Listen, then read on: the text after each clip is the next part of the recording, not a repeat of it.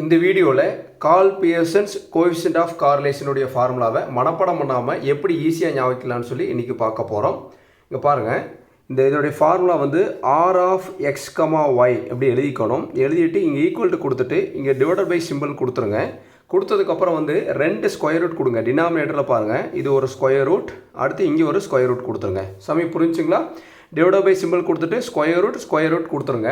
இப்போ இந்த இடத்துல என்ன பண்ணணும்னா எண்ணில் ஆரம்பிங்க. என் இது கேபிட்டல் என் கொடுத்தாலும் பரவாயில்ல, ஸ்மால் என் கொடுத்தாலும் பரவாயில்ல. புரியுதுங்களா? இப்போ என் கொடுத்துட்டு ரெண்டு ப்ராக்கெட் கொடுக்கணுங்கிறத ஞாபகம் வச்சுங்க. Bracket minus bracket. சாமி புரியுதுங்களா? என் கொடுத்ததுக்கப்புறம் ப்ராக்கெட் மைனஸ் ப்ராக்கெட். அதே மாதிரி நியூமரேட்டரில் எப்படி எழுதியிருக்கோமோ அதே மாதிரி இந்த ஸ்கொயர் ரூட்குள்ளே எழுதுங்க பார்க்கலாம். என் எழுதிடணும், ப்ராக்கெட் மைனஸ் ப்ராக்கெட். புரியுதுங்களா? அதே மாதிரி இங்கே என்னு எழுதிட்டு ப்ராக்கெட் மைனஸ் ப்ராக்கெட்னு கொடுத்துடணும். சமயம் புரிஞ்சுங்களா? இப்போ என்ன பண்ணோம்னா இங்கே எக்ஸ் இருக்குங்களா? இப்போ இந்த இடத்துல ஞாபகிக்க வேண்டியது இந்த ஸ்கொயர் ரூட்குள்ளே சமேஷன் எக்ஸ் வரணும்னு ஞாபகம் வச்சுங்க. Summation X. இப்போ இந்த ஸ்கொயர் ரூட்குள்ளே ஒய், அதாவது சமேஷன் ஒய் வரணும்னு ஞாபகம் வச்சுங்க. இங்கே சமேஷன் ஒய். சமயம் புரிஞ்சுங்களா?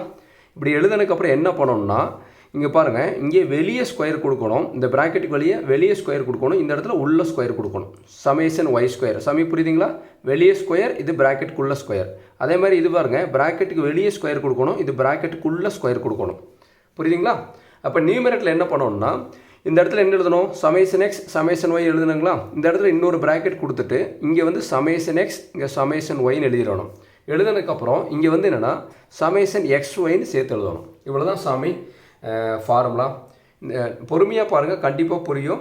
இந்த வீடியோ உங்களுக்கு பிடிச்சிருந்ததுன்னா மறக்காமல் லைக் பண்ணுங்கள். சரவணகுமார் மேக்ஸுங்கிற சேனலை சப்ஸ்கிரைப் பண்ணுங்கள். மற்ற நண்பர்களுக்கும் நம்மளுடைய சேனலை ஷேர் பண்ணி விடுங்க. Thank you students.